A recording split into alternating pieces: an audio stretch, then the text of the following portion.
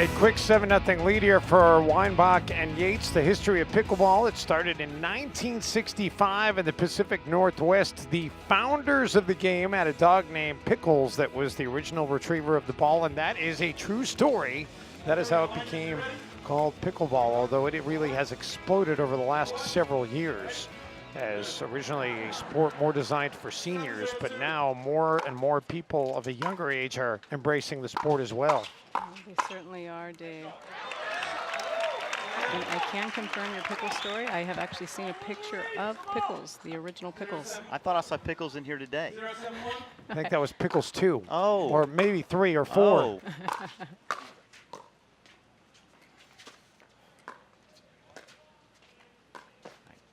So Dave goes to the lane so that cannot hit the ball down the line.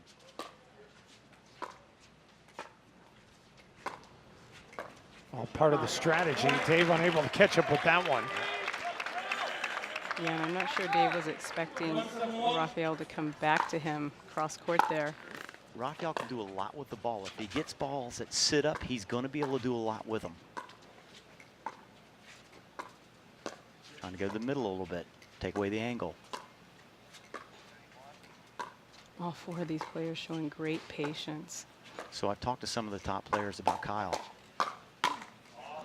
And I asked him, what are Kyle's weaknesses? And I heard from 2 separate people that his weaknesses are you got to play his partner. And somehow I don't think that's a weakness. I don't think so either, Brian. And that is just long.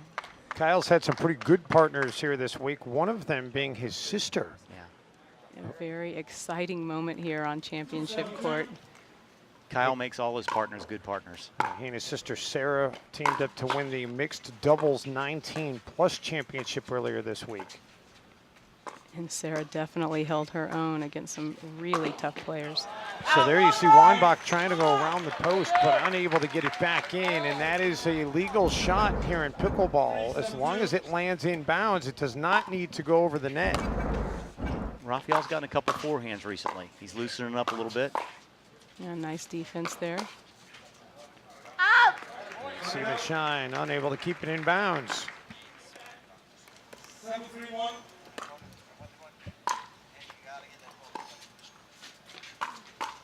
Good hands. I tell you, it's so tough to exploit Kyle because even if he's in a situation where he's behind, his hands are so good and he gets the ball back at you so quick, it's just a very difficult. You're playing roulette when you hit a ball at him, whether it be hard or soft.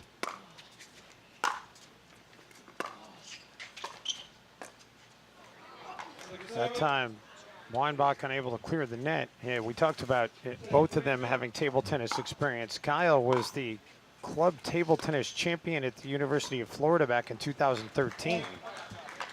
That was an excellent drop shot to Matt's backhand there, forcing the error. Well, and again, you look at it, but not only is it a great drop shot, it's got so much spin on it that it doesn't come up, and it makes you work really hard at lifting the ball. Here's an example of Dave's hands. I mean, and the ball went out, but he was ready. He's ready to reload at every point. 3-9-1.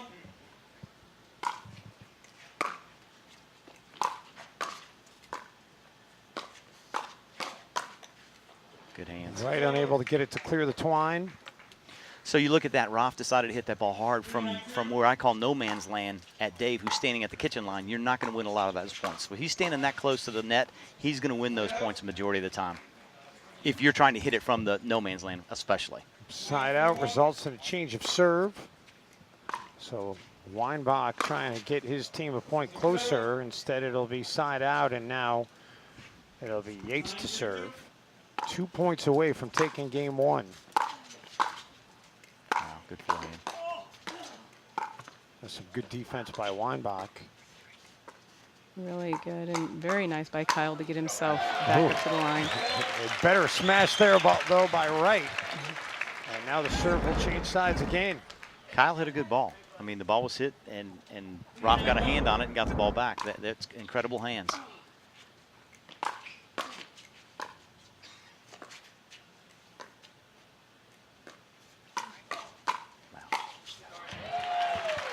Yeah, so Dave, so part of the strategy of this game is to hit the ball up around your chest, up around your face, because you don't react as high. You've got to lift your paddle so quickly. Dave lifts the paddle to that position as quick as anybody. There it is again. Yeah, with a couple of really nice pickups. There's another one. Wow. So now the serve will again change sides. These guys do not want to let the ball bounce if they don't have to, and that's what's happening. Roth's trying to reset that ball, hit it real soft in front of Kyle. Kyle's reaching way into the kitchen and rolling it on the body. Nice return there by Wright. Weinbeck can't catch up. Still 9-3. Those last couple points, always the hardest to get. Oh. Unforced error there by Siebenschein. And now we have game point.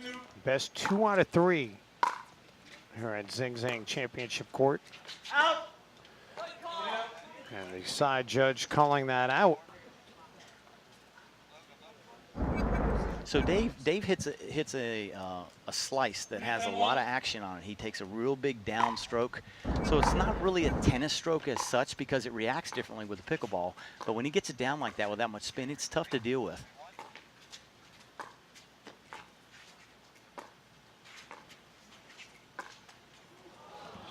Siebenschein unable to clear the twine. Yeah, and I know Roth does not want to get into a cross-court dinking battle with Kyle. Siebenschein originally from Switzerland and right with the side out. And Kyle doing a really good job changing things up there. I think they thought they were going to get into another dink battle.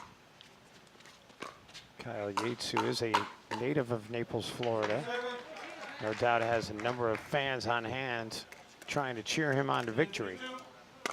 You know, I've been watching Dave and Kyle for a bunch of years now, and they feed off each other. They start rolling, they start hitting the ball crisp, and they absolutely feed off each other. And they can roll through you, and you got to stem the tide and try to get back in there and get a run of your own.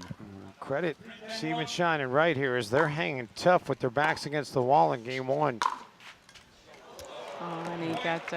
Kyle got crossed up. And look, he's wanting a little reaction from the crowd here. It's great to see these players having so much fun playing this game.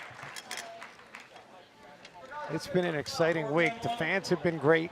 The hosts have been great. I want to give a big shout out to Terry Graham and Chris Yvonne, who are the founders of this tournament, have done a terrific job. Tournament director Jim Ludwig. We would not be here without the vision of any of them. You were right about that, Dave. Have done a tremendous job here in Naples. And bringing some pretty big sponsors on board. Margaritaville coming on board this year. Of course, Yeah. Minto's been on since the beginning. Deco Turf providing the official playing surface. And we talked about the shade structure, not so much in play now because it's given way to evening, but what a project it was to get this shade structure built. They didn't start building it until about 6 weeks ago. Siebenschein and Wright are not going quietly, are they?